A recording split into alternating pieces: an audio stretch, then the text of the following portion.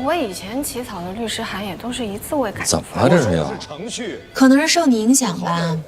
近朱者赤，近墨者黑嘛。我走之前我就放您桌子上了，我以为您已经看过。我是看过，那您既然看过了，您没跟我说不能发呀？那我也没说可以发呀。以前您但凡没有说不的，都意味着同意。OK， 那我们现在明确一下，以后凡是我没有明确说同意的，都意味着不。可我已经发给李丽了。劝一劝，是不是不合适啊？不是一般的不合适，是特别不合适，比你站在这儿看热闹还不合适。我是想问啊，我姐找罗宾到底什么事儿啊？那你去问你姐啊。我姐她不告诉我。我也不告诉你。想办法收回来，然后跟对方说一声抱歉。利益冲突，我们不能管他的事。我查过了，李丽告的是玲珑美食，玲珑美食跟咱们没有利益冲突，他是廖家敏的客户。我知道玲珑美食是谁的客户。那您为什么呀？你是我的助理，我接哪个案子不接哪个案子，需要给你理由吗？可是咱们已经答应人家了。普法宣传的时候，义务接受别人的咨询，不代表答应了对方。可是人家已经相信咱，是相信了你。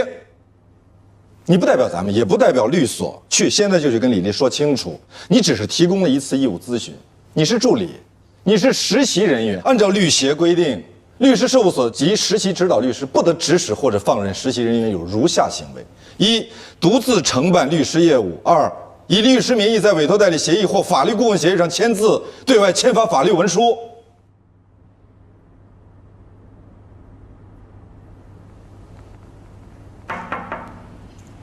我能进来吗？当然。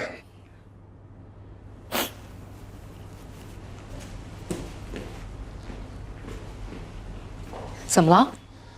没什么，我批评了他2句。那不是很正常吗？当年丰毅说了你2句，你哭得比他厉害。你还记得啊？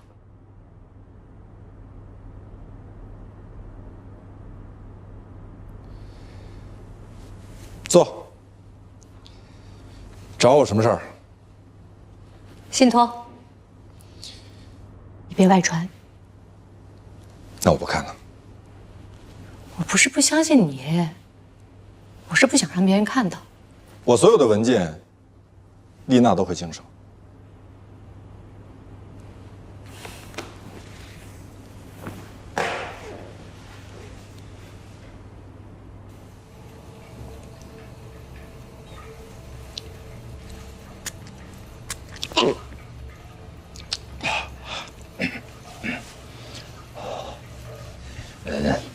丽娜让我来关心你一下。要下班了吗？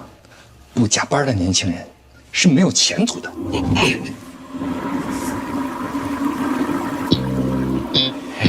何老师，你都听见了吗？我听见了。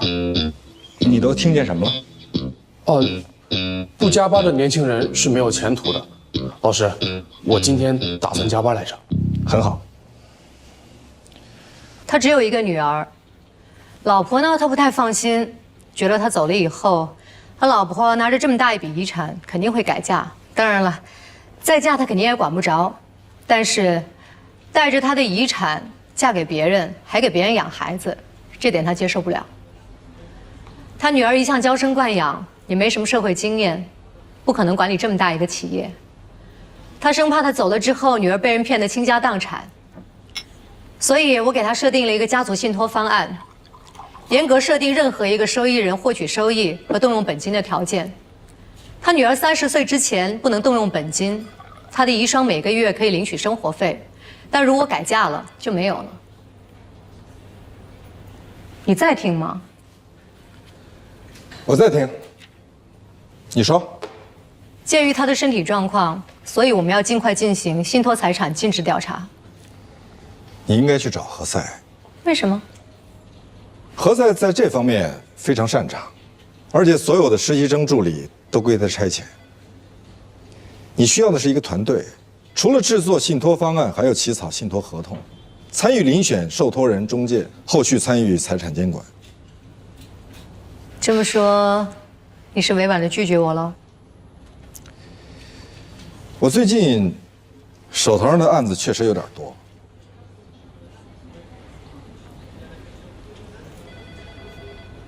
我想成立一个家族信托法律事务部。非常好。我认识很多有钱人，他们都有这方面的需求。你一定会生意兴隆的。你好好想想。我想过了。你是不愿和我一起？我不愿意跟任何人一起。可是我们过去是搭档。很久以前，那是很久以前，非常久。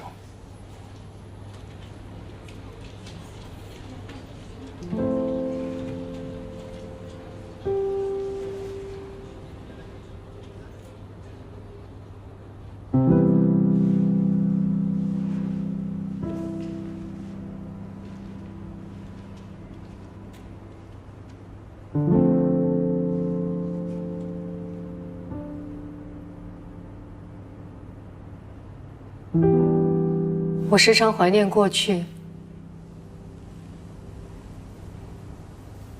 无论走到哪里，都应该记得，过去都是假的。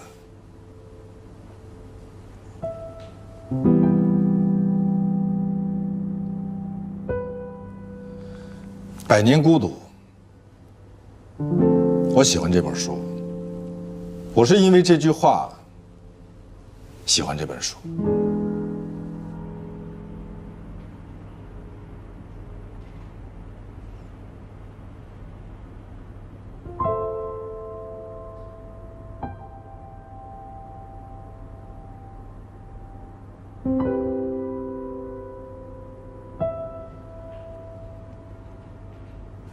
你找我呀？我刚好在你的办公室路过，然后呢？然后刚好你也在办公室，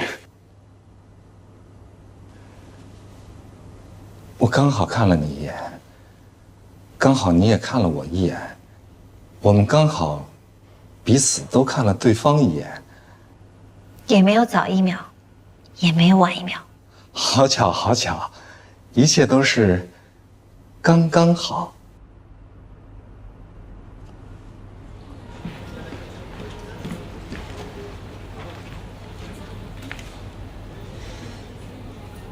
你到底要走哪一边？你不走的那一边。谢谢。我要看。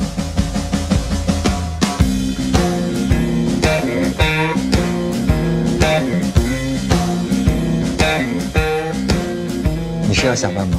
是，我也是要下班，我在等我姐姐。我也要等我姐。好巧，你有一个姐姐，我也有一个姐姐，我们都在等姐姐。姐，姐，叫早了吧？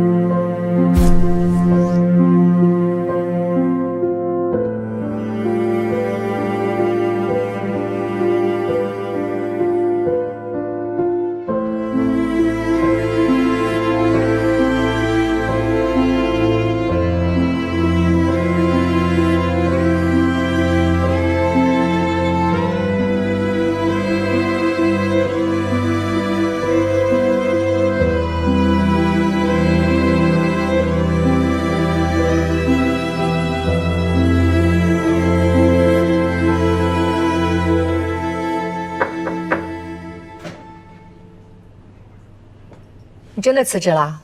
你觉得呢？真好。我跟你跟兰兰，我们3个人创立一个新所，我们3个都算创始合伙人，就供家族信托，财富传承。哎，我研究过了，我们肯定不愁案源。就我们 MBA 金融班，一个班里有半个班的同学都有这个需求。不，哎，你是不是怕我还惦记你啊？我需要时间好好想一想，要不要换一种生活方式。无论你换哪种生活方式，黛西都不适合你。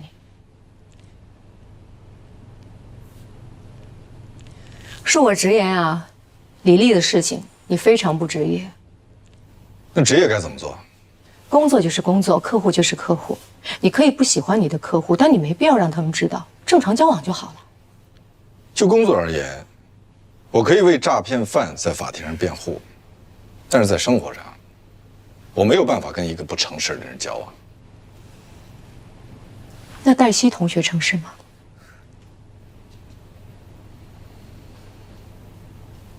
每个人都有点秘密，这很正常。你管隐瞒自己没有大学毕业文凭的行为叫保密啊？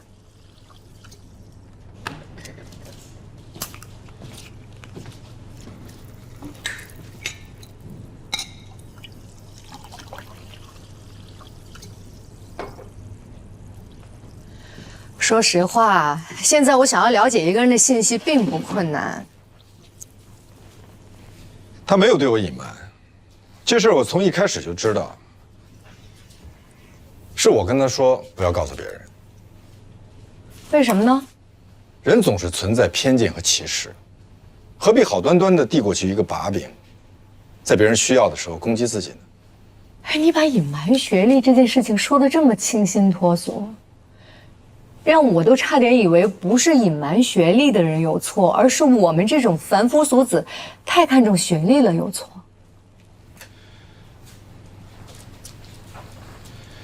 你不会？不会，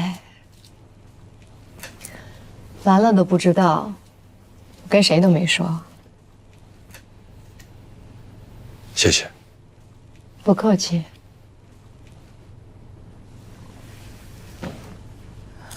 罗宾，你对我应该有最基础的信任吧？当然。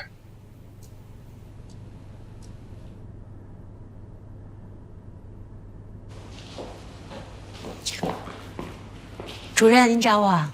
来，坐。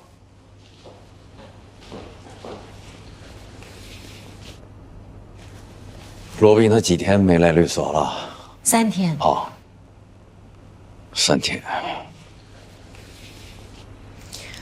他的客户找他，我都说他休病假了。他的客户找他，应该手机联系。他这几天手机也关机了，所以客户只能打到办公室来。如果说他不想干了，起码他得给他所有的客户打个招呼，他要辞职了。可他并没有这么做。他给自己留了个台阶儿。琳娜，你跟他时间久了，你最了解他的脾气。我去求他是没有用的。懂了，谢谢。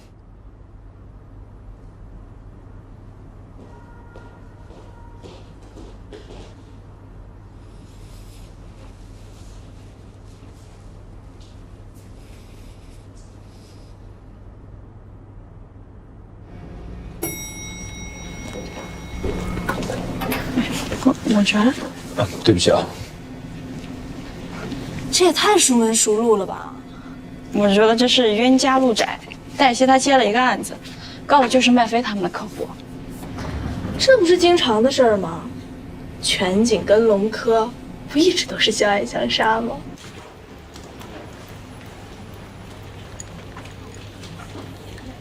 那个你好，黛西呢？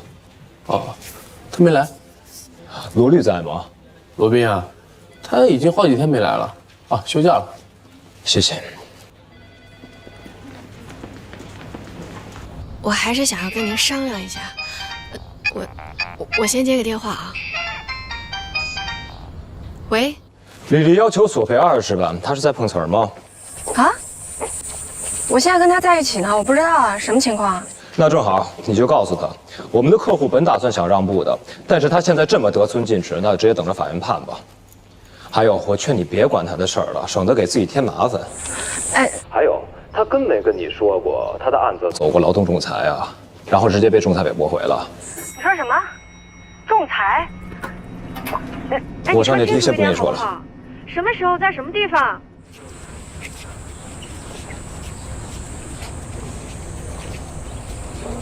是他们律师打的电话吧？他们说您要索赔20万。啊？不是，他们现在打算给多少啊？您这个案子做过劳动仲裁啊？对啊。那您为什么不告诉我们啊？因为如果我告诉你们了，你们很有可能就不接我这案子了。我们现在也可以不接您这个案子的。哼，那可不行，你们现在已经接了。你们有律协吧？律协是不是管这事儿？我现在就给律协打电话。律师在接受委托之后没有正当理由，的确是不能拒绝代理。可是现在我们有正当理由了。什么正当理由啊？委托人故意隐瞒和案件相关的重要事实，律师有权拒绝代理。我问过你们，仲裁后能不能再告？是你们说可以的呀。是啊，仲裁之后如果对结果不满意，的确可以到法院再告。但是您不应该隐瞒您已经仲裁过的这个事实啊。您上班1个月都不到，实习期都没有过，我觉得法院无论如何都不会站在您这边的。您要是不信的话，您可以再问几个律所咨询一下。我就是因为上网找了个律师问了，他说可以索赔20万，所以我才想试一下的。那您是不是打算找那个律师帮您去做代理呢？他说先要给的律师费，按索赔标的30%，那就是6万块钱。那您给了没有？当然没有了，我又不傻。我上网把他所有打过的官司都查了一遍，基本上都是输的。我觉得他就是满嘴跑火车，想骗个首付款，我还是信任你们。我也查罗律师了，还托人打听，说他是你们律所最好的律师，一般人想请他打官司还请不到呢，是吧？你说咱那天多巧哈，就正好在楼下，那都是缘分。回头你也跟罗律师说一声，过去就过去了，让他别往心里去，啊。过去就过去了。是，